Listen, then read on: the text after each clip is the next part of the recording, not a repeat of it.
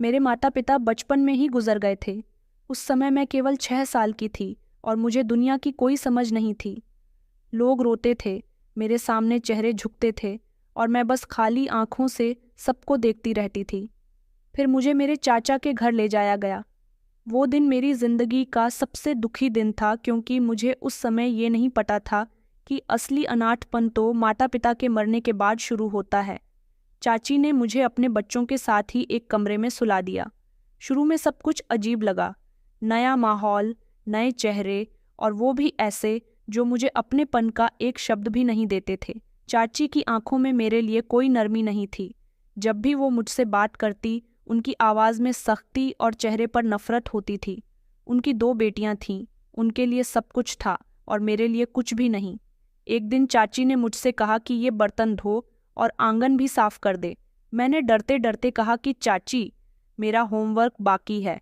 उन्होंने तुरंत मेरे बालों को जोर से पकड़ा और बोली, तेरी माँ मर गई है, जो अब तू पढ़ाई के बहाने बनाएगी। जा, जो कहा है वो कर। मेरी आंखों से आंसू निकल आए, लेकिन मैं कुछ नहीं बोल सकी। जब चाचा घर आते, चाची अचानक प्यार की मूर्ति बन जाती। अंकिता मेरी बेटी जैसी है, हमने इसे अपनी संतान की तरह रखा, वो कहती। चाचा मुस्कुराकर सिर हिलाते और कहते कि सुनीता, तुम बहुत ही अच्छी औरत हो। मुझे धमकी दी जाती थी कि अगर मैंने चाचा को एक शब्द भी बताया तो मेरी जीभ काट दी जाएगी, जान से मार दी जाएगी। मैं 6 साल की बच्ची थी, लेकिन ये सारी बातें मुझे हर पल मारती थीं।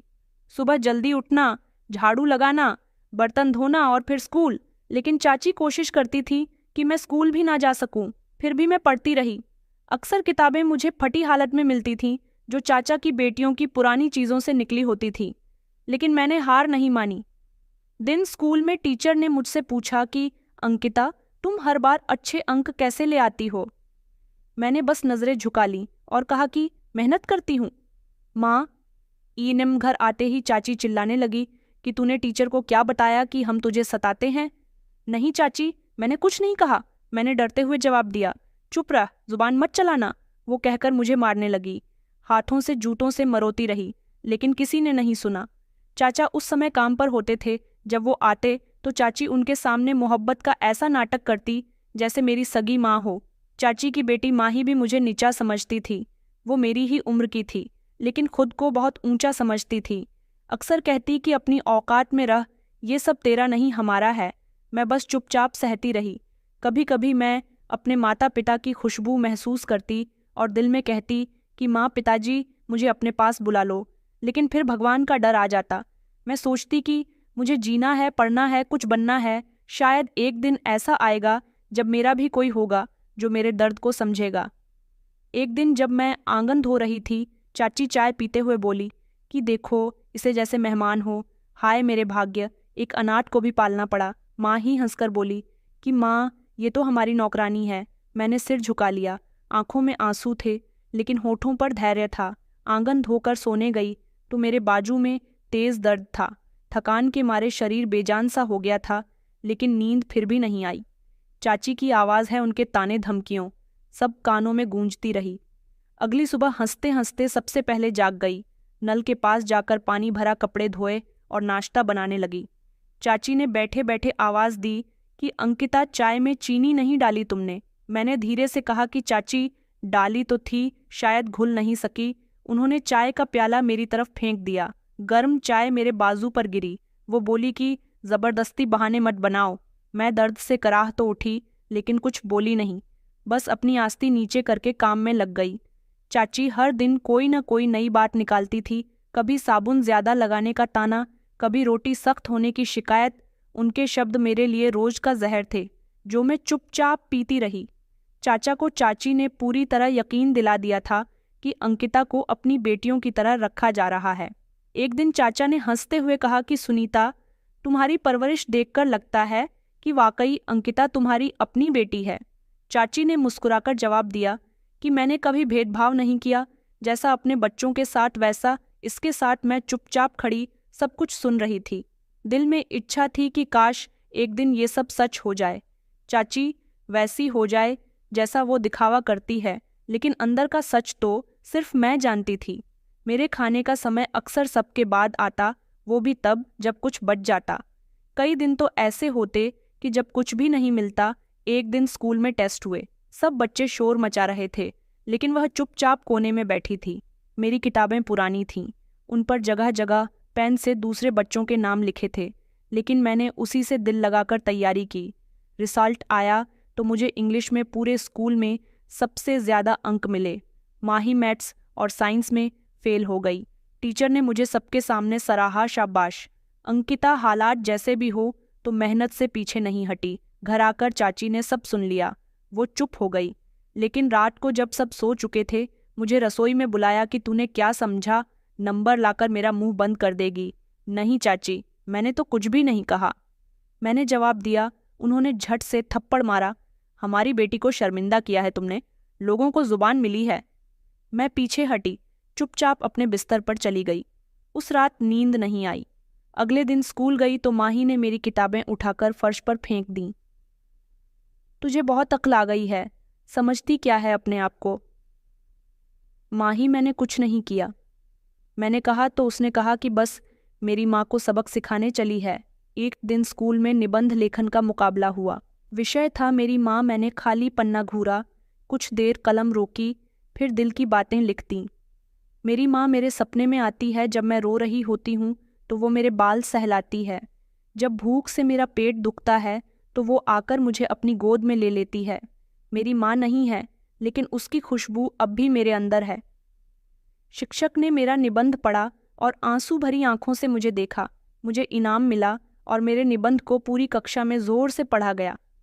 उसी दिन जब घर वापस आई तो चाची ने मेरी कॉपी फाड़ दी। ये सब झूठ है, तू अपने आप को मासूम दिखाकर क्या हासिल करेगी। मैंने कहा कि मैंने सिर्फ वही लिखा जो सच है। चाची ने गुस्से में मेरी कॉपी जला दी। माही दरवाजे के पीछे खड़ी हंस रही थी। ये सारी घटनाएं मेरे दिल में कैद होती जा रही थीं। मेरी चुप्पी मेरी सबसे बड़ी ताकत बन गई थी। मैं किसी से कुछ नहीं कहती थी, ना चाचा से ना शिक्षक से, सिर्फ अपनी प्रार्थनाओं में सब सच बयां करती थी। चाची की दोनों बेटियां माही और सोनिया का व्यवहार मेरे 60 दिन ब दिन और सख्त होता जा रहा था। सुबह स्कूल से आते ही अपने जूते मुंह से और यूनिफॉर्म मेरे सामने वो फेंक देती थी। अंकिता, ये धो दे, मुझे कल पहनकर जाना है। मैं धोती, सुखाती, इस्त्री करती, कभी शुक्रिया नहीं सुनती। उल्टा अगर कोई दाग रह जाता तो कहती कि नौकरानी हो, तुम्हें नौकरी भी ढंग से नहीं आती। एक दिन मैं कपड़े धो रही थी, आंगन में पानी भरकर रगड़ लगा रही थी। तभी माही बाहर आई और बोली, अंकिता, मेरे बाल संवार दे, मुझे जल्दी जाना है। मैंने कहा, अभी आंगन में पानी भरा है, कपड़े भी धुलने बाकी है। माही जोर से चिल्लाई कि तेरे ये काम बाद में भी हो सकते हैं। मेरे बाल पहले सोनिया ने पीछे से कहा कि माही, इसी इज्जत से बात मत कर, ये इज्जत के काबिल ही नहीं। मैं चुपचाप तौलिया लेकर उनके पीछे चल दी, लेकिन उनकी बातें मेरे दिल को चोट पहुंचाती रहीं। इसी दौरान गर्व, जो चाची का भाई था, कमरे से निकला। उसने ये सब कुछ सुन लिया। वो ज़्यादातर यहीं पर रहता था क्योंकि उसके माता पिता एक कार एक्सीडेंट में मारे गए थे। वो तब छोटा था, तब से ही वो यहीं पर रहता था। चाची उसे अपने साथ ले आई थी और उसे अपनी औलाद की तरह समझती थी। कहने लगा कि माही, ये तुम क्या कह रही हो? उसने सख्त लहजे में पूछा। माही चौंकी, मामा, ये हमारी नौकरानी है या बहन? हर वक्त मुंह बनाकर रहती है। गर्व ने कहा कि ये तुम्हारी कजिन है, लेकिन तुम्हारे पिता के घर में रहती है, इसकी इज्जत तुम्हारी इज्जत है। माही का मुंह बन गया, लेकिन वो कुछ बोली नहीं। मैं हैरान थी, पहली बार किसी ने मेरे हक में आवाज़ उठाई थी। एक और दिन शाम के समय सब टीवी देख रहे थे। चाची ने कहा कि अंकिता, चाय बनाकर ला। मैं रसोई में गई, चाय बनाई और लेकर आई। सोनिया ने प्याला देखते ही कहा कि ये प्याला तो मुझे पसंद नहीं, बदल कर लाओ। मैं वापस गई, दूसरा प्याला लाई। इतने में चाची बोली कि कितनी देर लगाती है, जैसे एहसान कर रही है। उसी पल गर्व कमरे में आया। उसने कहा कि दीदी, आप सब कुछ अंकिता से ही करवाती हैं, कभी खुद भी चाय बना लिया करे। चाची ने उसे गहरी नज़र से देखा। क्या मतलब है तेरा? बस इतना कि ये भी इंसान है, कोई मशीन नहीं। उस दिन के बाद चाची की नज़रें बदलने लगीं। उनके दिल में शक पैदा हो गया कि शायद उनका भाई मेरी तरफ झुक रहा है, लेकिन गर्व का व्यवहार हमेशा साफ रहा, इज्जत वाला, हमदर्दी वाला। एक दिन मुझे बुखार था, शरीर टूट रहा था। मैं आंगन में बैठकर रोटी पकाने की कोशिश कर रही थी। पसीना बह रहा था, गर्व रसोई में आया और पूछा कि तुम्हारी तबीयत ठीक नहीं लग रही। डॉक्टर को दिखाया। मैंने सर हिलाया कि नहीं, समय नहीं मिला। अच्छा, तुम अभी आराम करो, मैं दीदी से बात करता हूँ। मैंने घबराकर कहा कि नहीं, चाची नाराज हो जाएंगी। वो कहने लगा कि डरो मत, आपको चीज़ें बदलनी भी चाहिए। गर्व ने वाकई चाची से बात की, लेकिन जवाब में चाची बोली कि मुझे पता है तुझे क्या हो रहा है, तुझे उस पर ज्यादा ही दया आ रही है। अब तुझे अपनी बहन की बातें बुरी लगने लगी। गर्व चुप हो गया, लेकिन उसकी आंखों में नाराजगी थी। इस दौरान स्कूल में एनुअल स्पोर्ट्स डे आने वाला था। मुझे दौड़ में हिस्सा लेने के लिए चुना गया था। ये मेरे लिए एक मौका था कुछ पल अपने लिए जीने का, लेकिन चाची ने साफ मना कर दिया कि खेलकूद तुम काम छोड़कर नाचने गाने जाओगी। मैं चुप रही, लेकिन गर्व को पता चल गया। उसने चाचा से बात की और चाचा ने इजाज़त दे दी। सुनीता, इसे जाने दो, ये बच्ची सिर्फ काम के लिए पैदा नहीं हुई। चाची ने मुंह बनाया, लेकिन कुछ बोली नहीं। उस दिन मैंने पहली बार स्कूल में अपने हम उम्र के बच्चों के साथ बराबरी का एहसास किया। जब मैं स्कूल से वापस आई, गले में पुरस्कार का मेडल था। चाची ने एक नज़र देखा और पलट गई, लेकिन गर्व ने कहा कि मुबारक हो अंकिता, तुमने सच में ये जीता है। इसके बाद कई छोटी छोटी घटनाएं हुईं जब गर्व मेरा साथ देता रहा। कभी कॉलेज के प्रोजेक्ट में मदद करता, कभी मेरे बैग की मरम्मत करवा देता, लेकिन इन सब बातों का चाची और उनकी बेटियों पर उल्टा असर पड़ा। वो मुझे और भी ज़्यादा नज़रअंदाज करने लगी। मैंने कभी गर्व से शिकायत नहीं की, लेकिन उसका व्यवहार मेरे लिए एक उम्मीद के किरण बन गया था। एक दिन उसने मुझसे कहा कि अंकिता, मैं जानता हूँ कि तुम पर क्या गुजरती है, लेकिन तुम हार मत मानना। सच और मेहनत कभी बेकार नहीं चाहते। उसे एक बात में जो हौसला था, वो मेरे दिल के जख्मों पर मरहम जैसा लगा। मैंने सिर हिलाकर गर्व से कहा, मैं हारने के लिए पैदा नहीं हुई। पिछले कुछ हफ्ते चुपचाप गुजर रहे थे। हम स्कूल से कॉलेज में जा चुके थे। चाची हमेशा की तरह अपने व्यवहार में सख्त थीं। सोनी और माही का रवैया भी वहीं पुराना था, लेकिन गर्व का व्यवहार मेरे लिए एक टाल सा महसूस होने लगा था। मैं किसी भ्रम में नहीं थी। मैं जानती थी कि ये घर मेरा कभी नहीं हो सकता, लेकिन फिर एक दिन कुछ ऐसा हुआ जिसने मेरे दिलो दिमाग को उलझा दिया। माही, जो हमेशा मुझसे ऊंची आवाज़ में बात करती थी, उस दिन सुबह कॉलेज के लिए निकलते हुए बोली कि अंकिता, मेरे लिए पानी की बोतल भर दे प्लीज़। मैंने चौंक कर उसे देखा। क्या वो हल्की से मुस्कुराई? हाँ बस, प्लीज़ भर दे, मुझे देर हो रही है। मैंने बिना कुछ कहे बोतल भर दी। उस दिन कॉलेज से वापस आई तो उसने मुझसे कहा कि माँ की चप्पल मेरे कमरे में रह गई है। याद है ना, वो सो रही है। हैरानी होना स्वाभाविक था, क्योंकि माही ने मुझसे कभी भी कोई काम नरमी से नहीं कहा था। मैंने सोचा कि शायद ये नॉर्मल बात है, लेकिन अगले दिन भी उसका व्यवहार नरम रहा। कॉलेज जाते हुए उसने मेरे साथ बैठकर बात की। अंकिता, कल इंग्लिश के टीचर ने जो चेन एप्टर समझाया, वो कैसा लगा तुम्हें? मैंने धीरे से कहा कि अच्छा था। मुझे पहली बार लगा जैसे वो वाकई मुझसे बात कर रही हो। ये सब मेरे लिए नया था। मैं चुपचाप देखती और सुनती रही। दिल में सवाल था कि माही ऐसा क्यों कर रही है, लेकिन कुछ कहने का समय नहीं था। एक शाम जब सब अपने कामों में व्यस्त थे, माही मेरे कमरे में आई और दरवाज़ा बंद करके बोली कि अंकिता, कल कॉलेज के बाद तुम मेरे साथ चलो, एक जगह जाना है। मैंने तुरंत कहा कि नहीं माही, मैं नहीं जा सकती, बस थोड़ी देर की बात है, वापस आ जाएंगे। मैंने उलझकर कहा कि कहाँ जाना है, तो वो कहने लगी कि बस एक रेस्टोरेंट है, कोई दोस्त आ रहा है, उससे मिलना है, तुम साथ चलोगी तो ठीक रहेगा। मैं चुप रही। वो गिलगिलाने लगी, अंकिता देख, एक बार चल, तुझे वैसे भी कभी बाहर जाने का मौका नहीं मिलता, चलना। मैंने फिर मना किया, ये सब ठीक नहीं है, अगर किसी ने देख लिया तो चाची को पता चलेगा। माही ने हंसकर कहा कि तुम बस इतनी डरपोक क्यों हो? देख, मैं हूं ना, कुछ भी नहीं होगा। काफ़ी देर के जिद के बाद मैं मजबूरन मान गई। दिल में अजीब सा डर था, लेकिन माही की बदली हुई नरमी और बार बार की विनती ने मुझे कमज़ोर कर दिया था। अगले दिन हम कॉलेज से सीधे एक छोटे से रेस्टोरेंट में गए। वहाँ एक लड़का पहले से मौजूद था। जैसे ही माही ने उसे देखा, उसके चेहरे पर चमक आ गई। मैं एक तरफ खड़ी रही और वो लड़का और माही आपस में बातें करने लगे। मुझे तुरंत एहसास हो गया कि ये कोई नॉर्मल मुलाकात नहीं थी। बातों का अंदाज, नज़रें, सब कुछ असामान्य था। मैंने माही को इशारा किया और कहा कि ये सब गलत है, तुम्हें ऐसा नहीं करना चाहिए।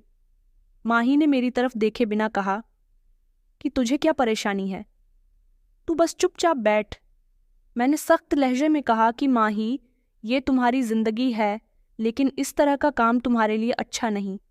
अगर चाची को पता चला तो माही ने मेरी तरफ देखा और ठंडे लहजे में बोली कि तू कैसे बताएंगे, अगर तूने एक शब्द भी कहा तो मैं सबके सामने कह दूंगी कि तू उस लड़के से मिलने गई थी। मैं तो बस तुझे बचाने गई थी। मैं सौन हो गई। उसकी धमकी साफ थी और वो झूठ बोलने से भी नहीं हिचकती थी। मैंने कहा, लेकिन तुम जानती हो ना कि ये सच नहीं है। तो वो कहने लगी कि सच से किसे फर्क पड़ता है, जो जुबान तेज हो वही जीतता है और मेरे पास वो जुबान है। अंकिता, मैं चुप हो गई। दिल चाहता था कि वहां से भाग जाऊं, लेकिन कुछ कह न सकी। माही और वो लड़का फिर से बातों में व्यस्त हो गए। मैं अंदर ही अंदर कुचलती रही। घर वापसी पर माही बिल्कुल सामान्य हो चुकी थी। चाची से भी ऐसे मिली जैसे कुछ हुआ ही ना हो। मैंने किसी से कुछ नहीं कहा, लेकिन उस दिन के बाद माही की हर बात में मुझे एक नया मतलब नजर आने लगा। अगले दिन उसने कहा कि अंकिता, मेरे कपड़े प्रेस कर दे, कल पार्टी है। मैंने कुछ नहीं कहा, कपड़े लेकर प्रेस करने लगी। और हाँ, किसी से कुछ मत कहना, कल की बात सिर्फ हमारे बीच है, ठीक है? मैंने हल्की आवाज में कहा कि मैं किसी से कुछ नहीं कहूंगी, लेकिन सच एक दिन खुद सामने आ जाता है। माही ने हंसकर कहा कि सच, ये दुनिया सच नहीं देखती, सिर्फ कहानी सुनती है, और मैं अपनी कहानी खुद लिखती हूँ। वो हंसकर चली गई और मैं सोचती रही कि क्या वाकई सच के साथ चलकर कभी जीत सकूंगी या हमेशा ऐसे ही ब्लैकमेल होती रहूंगी। लेकिन अंदर कहीं एक यकीन था, चुप्पी सा ही मगर जिंदा। उस दिन के बाद माही का लहजा और व्यवहार कुछ और ही हो गया। अब वो खुद को मुझसे सिर्फ ऊंचा ही नहीं बल्कि काबिल भी समझने लगी थी। वो हर बात पर ये जताती थी कि मेरी कमजोरी उसके हाथ में है। घर में जब भी कोई काम होता, चाची से पहले वो मुझे आवाज देती, अंकिता नीचे आ झाड़ू दे, मेहमान आने वाले हैं। और अगर मैं व्यस्त होती तो वो तुरंत चाची को शिकायत कर देती कि माँ ये फिर से देर कर रही है। चाची उसकी बात पर हमेशा यकीन करती थी। वो समझती थी कि माँ ही अब समझदार हो गई है, आज्ञाकारी हो गई है, जबकि हकीकत में वो और ज्यादा चालाक हो गई थी। एक दिन जब गर्भ बाहर गया हुआ था, चाची किसी रिश्तेदार से बातों में व्यस्त थीं और सोनिया टीवी देख रही थी। माही ने मुझे बुलाया कि अंकिता, मेरे कमरे में आ। मैं अंदर गई तो उसने दरवाज़ा बंद कर दिया। मैंने तुझे पहले ही कहा था कि चुप रह, मगर तू आजकल कुछ ज्यादा ही हिम्मत दिखा रही है। मैंने कहा कि मैंने किसी से कुछ नहीं कहा और ना कहूंगी। बेहतर यही है, वरना तू जानती है अंजाम। मैं कुछ पल चुप रही, फिर पहली बार उसकी आंखों में आंखें डालकर बोली, माही, तू जो भी कर रही है ज्यादा देर नहीं छुपेगा। हर चीज की एक हद होती है। एक दिन सच खुद बोलने लगता है। वो चौंकी। शायद उसने पहली बार मेरे मुंह से ऐसा वाक्य सुना था। तू मुझे डरा नहीं सकती। मैं हमेशा डरी जरूर हूं, लेकिन हमेशा नहीं। और याद रख, अगर तुझे लगता है कि तू जीत रही है तो ये वक्त है। माही ने आंखें सिकोड़ी कि तू मुझे धमका रही है। मैंने कहा कि नहीं, सिर्फ बता रही हूं, एक दिन सच सामने आ जाएगा। वो चुप रही। मैं कमरे से बाहर निकल गई। पहली बार खुद को हल्का महसूस किया। उस रात नींद कुछ बेहतर थी। उस दिन दोपहर के समय घर में सन्नाटा था। चाची बाजार गई थी और गर्व अपने दोस्त के साथ बाहर था। सोनिया कमरे में सो रही थी और मैं बर्तन धो रही थी। माँ ही कमरे में बैठी फोन पर व्यस्त थी। मैंने उसे एक नज़र देखा। वो जोर जोर से हंस रही थी, जैसे किसी बात पर खुश हो। थोड़ी देर के बाद अचानक दरवाज़ा खुला और चाची वापस आ गई। मैंने जल्दी से अपने हाथ धोए और उनके लिए पानी का जग निकाला। चाची रसोई में आई, मेरे हाथ से जग लिया और पानी पीते ही पूछा कि माँ ही कहाँ है। मैंने कहा कमरे में है। शायद मैंने धीरे से जवाब दिया। चाची सीधे उसके कमरे की ओर गई। जैसे ही वो कमरे में दाखिल हुई, उनकी आवाज़ तेज हुई कि ये फ़ोन किसका है। मैं घबरा गई। चाची की आवाज़ में वही पुराना गुस्सा था। मैं रसोई से निकलकर कमरे के दरवाजे तक गई। माँ ही हकलाती हुई कह रही थी कि माँ, ये अंकिता का है। मैं अभी आई तो ये इसी से बात कर रही थी। चाची ने मुझे पुकारा, अंकिता तुरंत इधर आ। मैं कमरे में गई तो सामने बिस्तर पर एक महंगा मोबाइल फ़ोन पड़ा हुआ था, जो साफ तौर पर हम में से किसी के पास नहीं होना चाहिए था। चाची ने फ़ोन मेरी तरफ उठाकर कहा कि ये तेरा है। मैंने तुरंत मना किया कि नहीं चाची, ये माही का है। मैंने इसे पहले नहीं देखा। वो कहने लगी कि झूठ मत बोल। चाची की आवाज़ तेज़ हो गई। ये तेरे हाथ में था। माही ने खुद देखा। मैंने माही की तरफ देखा। उसके चेहरे पर सुकून था, जैसे उसने अपनी चालाकी से फिर एक बार बाजी जीत ली हो। चाची, मैं कसम खाती हूँ, मैंने ये फ़ोन छुआ भी नहीं। कसम, तेरी कसम की कोई कीमत नहीं। अंकिता, तू तो झूठ के लिए ही पैदा हुई है। इतना कहकर चाची ने मेरे गाल पर जोर से थप्पड़ मारा। मैं सोन हो गई। फिर एक के बाद एक थप्पड़ माही एक तरफ खड़ी चुपचाप देख रही थी। न शर्मिंदगी न हमदर्दी। चाची ने मेरा बाजू पकड़कर कहा कि अब भी तेरे चाचा को फ़ोन करती हूँ, देखते हैं कि वो क्या करते हैं। मैंने आंसू भरी आंखों से कहा कि चाची, एक बार माही से पूछ तो ले, ये उसका फ़ोन है। बस कर, वो चिल्लाई। अब तू अपनी झूठी कहानियों से हमें गुमराह करेगी। हम अंधे नहीं, बेवकूफ़ नहीं। चाची ने फ़ोन उठाया और चाचा को कॉल करके कहा कि आप घर आ जाओ। अंकिता ने आज हद पार कर दी। छुपकर फ़ोन रखा हुआ था और किसी से बात कर रही थी। मैंने चुप्पी ओढ़ ली। मैं जानती थी कि आप कुछ भी कहना बेकार है। शाम को जब चाचा घर आए, चाची ने सारी बात विस्तार से सुना दी और माही ने अपनी तरफ से और झूठ जोड़ दिए। माँ, जब मैं आई तो ये कमरे में बैठी फ़ोन पर हंस हंस कर बातें कर रही थी। जब मैं अंदर गई तो तुरंत फ़ोन छुपाने लगी। चाचा ने सख्त इलाज में पूछा, अंकिता, क्या ये सच है? मैंने कहा कि नहीं चाचा, ये सच नहीं है। मैं कसम खाती हूँ, मुझे इस फ़ोन का कुछ भी नहीं पता। चाचा ने निराशा से सर हिलाया। कस्में खाकर झूठ छुपाया नहीं जाता, लेकिन सच हमेशा सामने आ ही जाता है। मैंने बर्तन धोते हुए अपने आंसुओं को रोकने की बहुत कोशिश की। कमरे के दरवाजे से चाची की आवाज़ें अभी भी आ रही थीं। वो चाचा को बार बार यही समझा रही थी कि अंकिता बिगड़ चुकी है। उसका ध्यान सिर्फ बेकार बातों में है और उसे ठीक करने के लिए सख्ती ज़रूरी है। चाचा की आवाज़ में भी निराशा थी। मैंने उसे अपने बच्चों की तरह देखा, लेकिन लगता है ये एहसान की कदर करना ही नहीं जानती। मेरे हाथ बर्तन धोते धोते कांप रहे थे।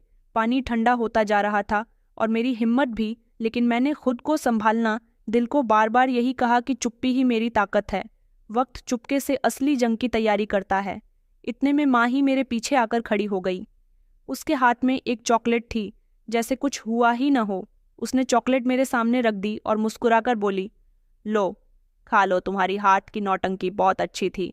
सबने यकीन कर लिया ना? मैंने चॉकलेट की तरफ देखे बिना कहा कि किसी का यकीन छीनकर खुशी नहीं मिलती। माही वो कहने लगी कि उफ, कितनी फिलोसोफर बन गई हो तुम। वाह, वो तंज कसते हुए हंसी देखो। तुम जो भी मर्जी कर लो, अब तुम मेरे हाथ में हो। अगर मम्मी को शक भी हुआ कि फ़ोन मेरा है तो मैं तुम पर दूसरा इल्ज़ाम लगा दूंगी, याद रखना। मैं चुप रही। अब उससे बहस का कोई फ़ायदा नहीं था। उसके लिए झूठ बोलना खेल था और मेरे लिए सच बोलना एक जंग। रात को जब सब अपने कमरों में जा चुके थे, मैं बिस्तर पर लेटी छत को ताक रही थी। दिल ने सिर्फ एक बात दोहराई कि हे भगवान, मुझ में हारने की हिम्मत नहीं है, लेकिन अभी लड़ने के लिए वक्त चाहिए। अगली सुबह एक और इम्तिहान के साथ शुरू हुई। चाची ने कहा कि अंकिता, तुम आज कॉलेज नहीं जाओगी, घर में सफाई करनी है। मैंने कहा, चाची, आज साइंस का टेस्ट है, अगर नहीं गई तो नंबर कट जाएंगे। तो वो कहने लगीं, तो कट जाएं, हमें तुम्हारे नंबर नहीं, तुम्हारी सेवा चाहिए। वो तेज़ आवाज़ में बोली। मैंने एक तरफ रखा, झाड़ू उठाई और आंगन में झाड़ू लगाने लगी।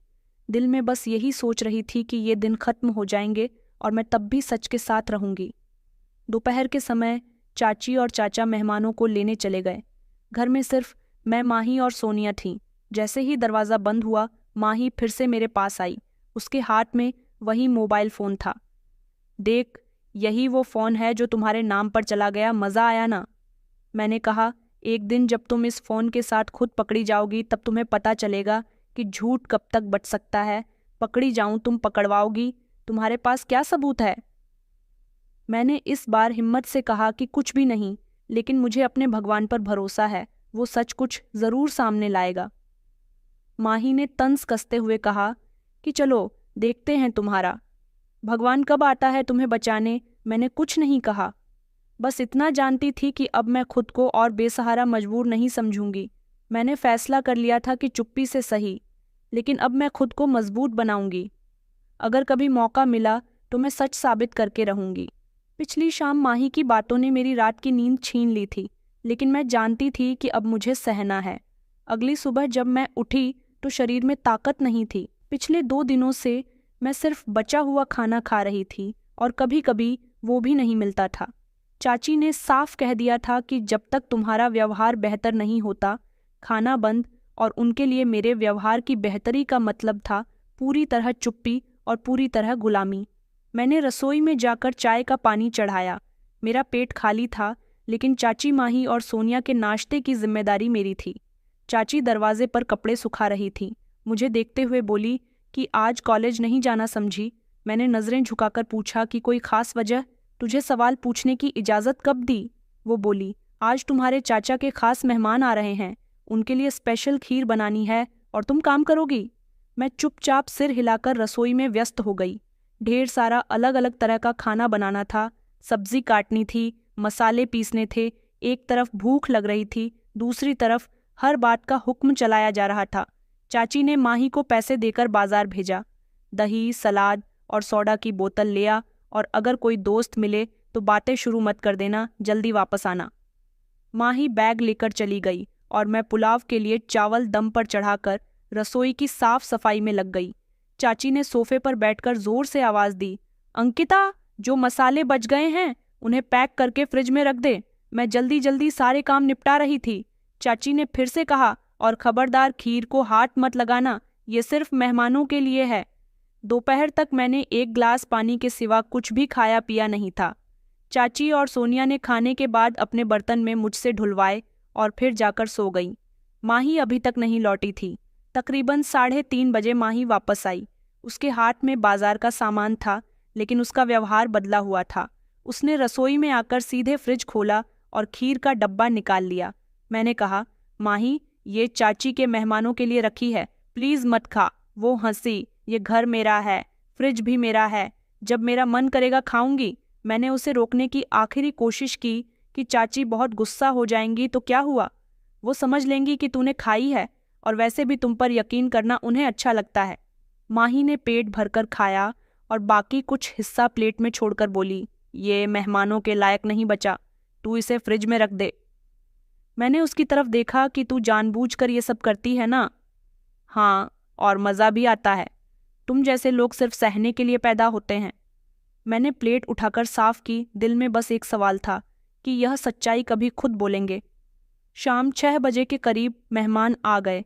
चाचा भी उनके साथ थे। मैंने कपड़े बदलकर अपना दुपट्टा ठीक किया और रसोई में खाने की तैयारी पूरी करने लगी। थोड़ी देर के बाद जब मेहमान आए, चाची ने मेहमान नवाजी के तौर पर खीर मेज़ पर रखी। चाचा ने अपने बॉस से कहा कि सुनीता के हाथ के खीर बहुत ही मशहूर है, आज आपको खुद पता चलेगा। लेकिन जैसे ही बर्तन खोला गया, उनके बॉस ने कहा कि लगता है कोई मुझसे पहले ही खा गया। चाची ने तुरंत मेरी तरफ देखा। अंकिता, रसोई में आ। मैं डरते डरते अंदर गई। चाची गुस्से से भरी बैठी थी। बता, खीर कहाँ गई? कितनी बची थी और ये क्या रह गई? मैंने कहा, चाची, वो माही ने खा ली थी, मैंने तो कुछ नहीं खाया। उसी वक्त माही रसोई के दरवाजे पर आ गई कि झूठ क्यों बोलती है? मैंने कब खाई? जब मैं आई तो तू खुद प्लेट भरकर खा रही थी। मैं हैरत से उसकी तरफ देखती रह गई। दिल चाहता था कि ज़मीन फट जाए और मैं उसमें समा जाऊं। चाची ने एक पल भी बर्बाद ना किया। कहने लगी कि तेरा हर दिन एक नया झूठ होता है, शर्म नहीं आती। मेहमानों के खाने में से खा गई। मैंने फिर कहा कि मैं कसम खाकर कहती हूँ, मैंने नहीं खाया। चाची ने मेरा हाथ जोर से पकड़ा कि चुप कर, हर बार कसमी खाती है, आज तुझे सबक सिखाऊंगी। मैंने पीछे हटने की कोशिश की, लेकिन चाची अलमारी से बेल्ट निकाल लाई। माही चुपचाप खड़ी थी, जैसे उसका काम पूरा हो चुका हो। चाची ने बेल्ट मेरी कमर पर मारना शुरू कर दिया। तू हमारी इज्जत के काबिल नहीं, चाचा के बॉस के सामने शर्मिंदगी करा दी। चाची, मुझे मत मारो, मैंने कुछ नहीं किया, बस कर चुप हो जा, नहीं तो आज हड्डी पसली तोड़ दूंगी। बेल्ट की चोटें एक एक करके मेरी पीठ पर पड़ती रहीं। मैं जमीन पर बैठ गई। आंखों से आंसू बह रहे थे, लेकिन आवाज मेरे होंठों से नहीं निकल रही थी। दरवाजे पर चाचा खड़े थे। शायद कुछ आवाजें उनके कानों तक पहुंची थीं। वो अंदर आए। सुनीता, ये क्या कर रही हो? चाची ने तुरंत कहा कि पूछो अपनी लाडली से, तुम्हारे मेहमानों के लिए जो खीर बनाई थी वो ये खा गई। चाचा ने मेरी तरफ देखा।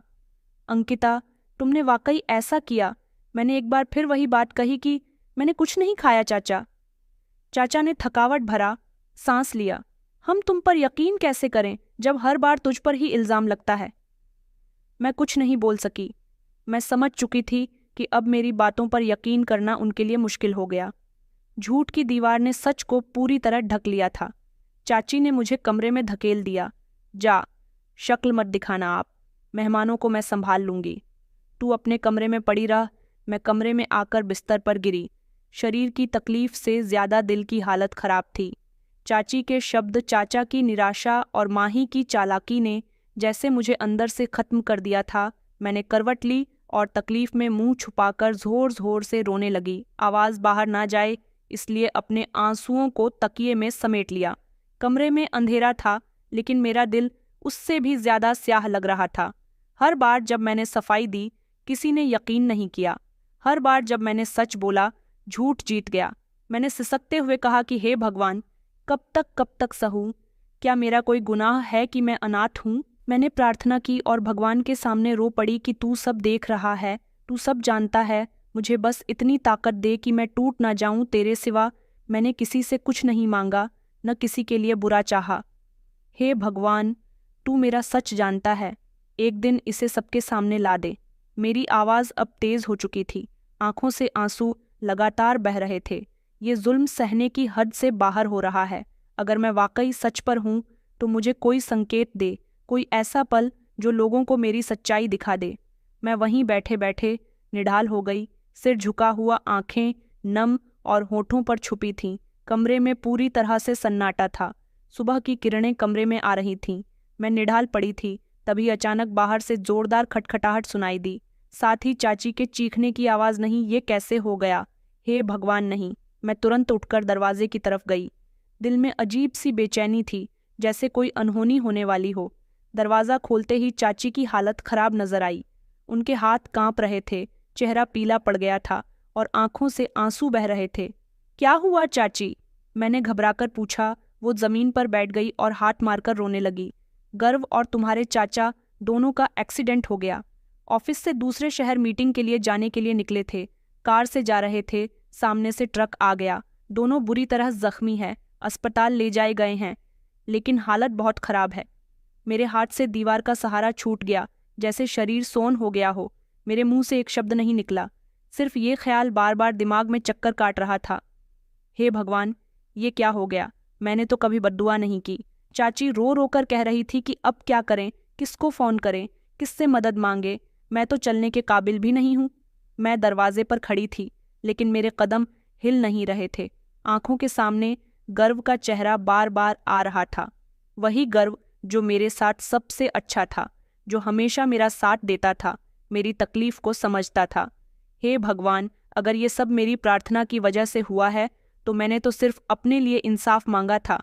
मैंने उनके लिए बद्दुआ नहीं की थी। मेरी जुबान बंद थी, लेकिन दिल में जैसे हजारों सवाल उठ रहे थे।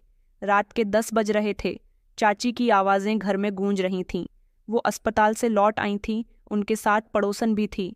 उनका चेहरा पीला था, आंखें सूजी हुई थीं। वो अंदर आते ही जमीन पर बैठ गई। गर्व की हालत बहुत नाजुक है। डॉक्टर कह रहे हैं कि अगले 24 घंटे बहुत इम्पॉर्टेंट है। चोट सर पर लगी है, वो बेहोश है। तुम्हारे चाचा को कुछ टांग में चोट आई है, लेकिन वो होश में है। रोने धोने की आवाज़ सुनकर पड़ोसन आ गई। उसने आगे बढ़कर कहा कि सुनीता, तुझे उस बच्चे की आह लग गई है। मैंने खुद अपनी आंखों से उस पर जुल्म होते हुए देखा है। तुझे कभी दया नहीं आई। चाची चुप हो गई। फिर धीरे धीरे उनकी आंखों से आंसू गिरने लगे। वो ज़मीन पर झुक गई और बोली कि मैं बहुत गलत थी। मैंने इस बच्ची को कभी अपना नहीं समझा, लेकिन इसने कभी बद्दुआ नहीं दी। मैं दरवाजे के पास खड़ी सब कुछ सोन रही थी। चाचा की भी आवाज़ आई, जो अस्पताल से फ़ोन कर रहे थे। सुनीता, ये शायद हमारे गुनाहों की सज़ा है। अगर तुम चाहती हो कि तुम्हारा भाई जिंदा रहे तो जा, उस बच्ची से माफ़ी मांग। चाची उठी। उनकी आंखों में शर्मिंदगी थी, हाथों में कफन थी। वो मेरे सामने आई और बिना कुछ कहे मेरे कदमों में बैठ गई। अंकिता, मुझे माफ़ कर दो। मैंने तुम्हारे साथ बहुत बुरा किया। मेरा भाई जिंदगी और मौत की जंग लड़ रहा है। शायद तुम्हारी माफ़ी से भगवान मुझे माफ़ कर दे। मैं सीधी खड़ी थी। मुझे लगा जैसे वक्त थम गया हो। माही भी पीछे से आ गई। उसकी आंखें लाल थीं। अंकिता, मैंने भी तुम्हारे साथ बहुत बुरा किया।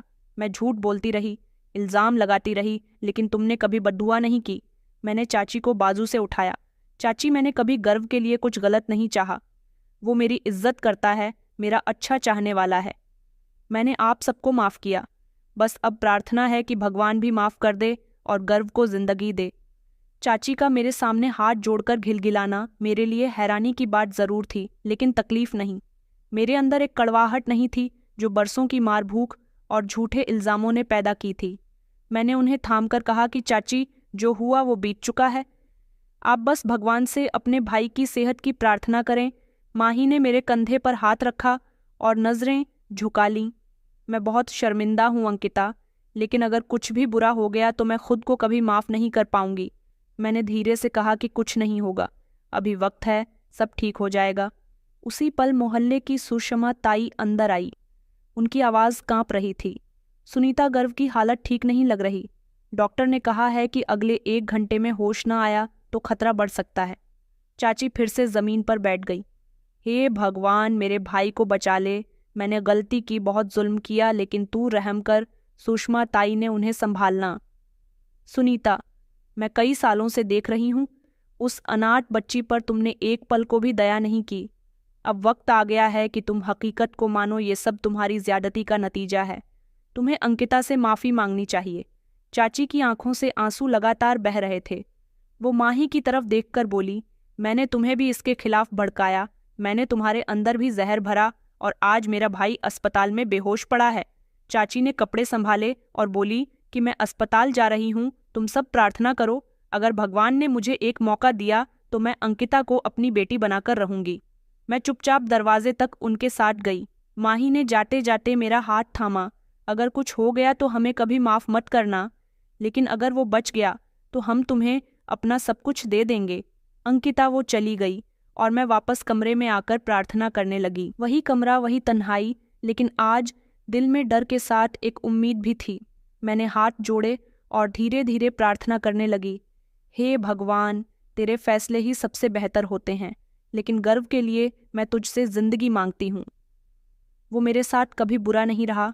उसने हमेशा मेरी इज्जत की, चाची को समझाने की कोशिश की। उसकी नीयत साफ थी, उसके काम अच्छे थे। उसे बचा ले उस पल सिर्फ प्रार्थना थी और आंसू। 1 घंटा गुजरा, 2 घंटे गुजरे। माही और चाची की कोई खबर नहीं आई। मैं दरवाजे के पास बैठी बाहर झांकती रही। रात के 11 बजे चाचा का फ़ोन आया। मैंने कॉल उठाई और रोते हुए बोली कि अंकिता गर्व को होश आ गया। वो आंखें खोल चुका है और पहली बात जो उसने की वो तुम्हारे बारे में थी। उसने कहा कि अंकिता ठीक है ना। मैंने सुकून का सांस लिया। दिल से डर निकला और कहा कि शुक्र है।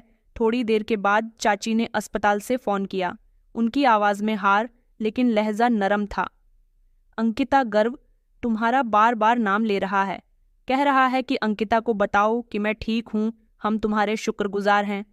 मैंने धीमे लहजे में जवाब दिया कि चाची, बस भगवान का शुक्र करें। मैंने प्रार्थना की थी और भगवान ने सुन ली।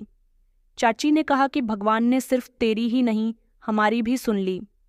अंकिता, अगले दिन जब चाची, माही और चाचा घर वापस आए, उनके चेहरे पर बदलाव साफ नजर आ रहा था।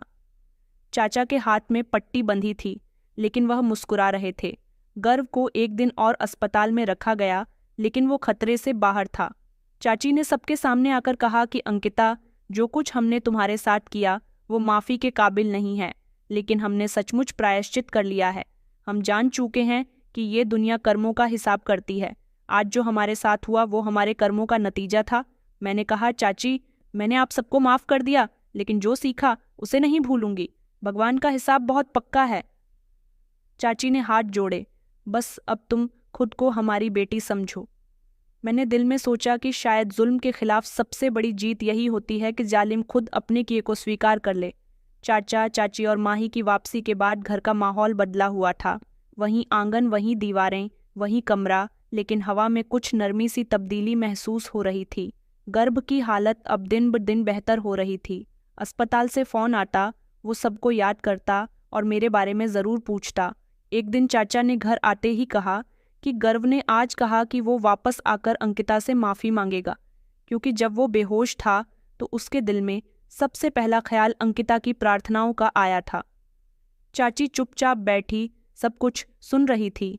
फिर धीरे से बोली कि हमने जिंदगी में बहुत कुछ देखा, लेकिन जो अंकिता के साथ किया उसका बोझ सबसे भारी है। मैं रसोई में खाना बना रही थी। चाची अंदर आई, कुछ देर दरवाजे पर खड़ी रही, फिर धीरे से बोली, अंकिता तुमसे एक बात कहनी है। मैंने चूल्हा बंद किया और उनकी तरफ पलटकर देखा। वो पास आकर चारपाई पर बैठ गई और नजरें झुकाकर बोली, ये सच है कि तुमने हमें कभी बद्दुआ नहीं दी, लेकिन तुम्हारी चुप्पी ने हमें अपने अंदर झांकने पर मजबूर कर दिया। मैंने अपने भगवान से माफ़ी मांग ली, अब तुम्हारे सामने आई हूँ। माँ ही दरवाजे पर खड़ी थी। उसने आगे बढ़कर कहा कि मैंने सबसे ज़्यादा झूठ बोले, सबसे ज़्यादा इल्ज़ाम लगाए, सबसे ज़्यादा नफ़रत दिखाई, लेकिन वो सब झूठ था कि वो फ़ोन भी मेरा था, खीर भी मैंने ही खाई थी और रेस्टोरेंट में भी मैं ही गई थी। तुमने सिर्फ मेरा साथ दिया, लेकिन मैंने तुम्हें बदनाम किया। मैंने कुछ नहीं कहा।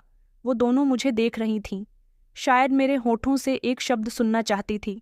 चाची ने धीरे से कहा कि हम तुम्हारे सच को बहुत देर से समझे, लेकिन जब समझे तो अपनी गलतियों का वज़न बोझ लगा। अगर तुम हमें माफ़ न करोगी तो शायद भगवान भी माफ़ न करे। मैं उनके सामने बैठ गई। दिल में जो बरसों का बोझ था वो शब्दों में निकलने लगा। मैंने कभी आप सबसे बदला नहीं मांगा, सिर्फ इतनी प्रार्थना की कि भगवान मुझे सच पर चलाए। आप लोगों ने जो मेरे साथ किया वो मेरी ज़िंदगी का एक इम्तिहान था। अगर मैं हार जाती तो शायद आज ये सब कुछ ना होता। माही की आंखों में आंसू थे। अंकिता, तुमने कभी मुझे नीचा नहीं दिखाया, कभी झूठ का जवाब झूठ से नहीं दिया। तुम सचमुच हमसे बेहतर हो। मैंने कहा, माही, जब दिल साफ हो जाए तो रिश्ते दोबारा जुड़ सकते हैं। मैंने तुम्हें माफ़ किया। चाची ने मेरा हाथ थामा। मेरी बेटी, हमने तुम्हें इतने साल अपना दुश्मन समझा, लेकिन तुम वही शख्स निकली जिसने मेरे भाई के लिए प्रार्थना की, जो हमें छोड़कर जा सकती थी लेकिन हमेशा हमारे साथ रही। चाचा जो कुछ देर पहले बाहर से आए थे सब सुन रहे थे। वो पास आए और बोले, अंकिता, मुझे भी एक बात कहनी है। मैं खुद को बहुत नेक समझता था, लेकिन अपनी आंखों के सामने होने वाले जुल्म को कभी नहीं रोका।